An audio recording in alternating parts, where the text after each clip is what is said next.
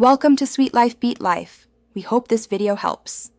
In this video, I will show how to make bone broth with chicken bones. Start by placing bones in a large pot and covering them with cold water by 1 to 2 inches. Add a splash of apple cider vinegar to help extract minerals.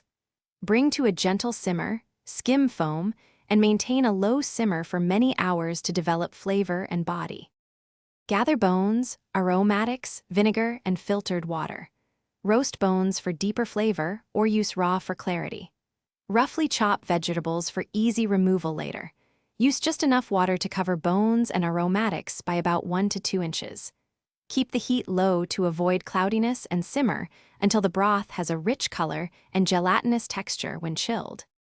Maintain a gentle simmer and tend the pot without rapid boiling. Skim off foam and fat during the early stages for a cleaner broth.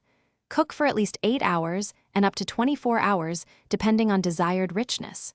Strain carefully through a fine mesh and cool the liquid quickly to preserve flavor.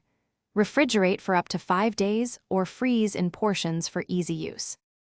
Thanks for watching. Consider subscribing if we helped you.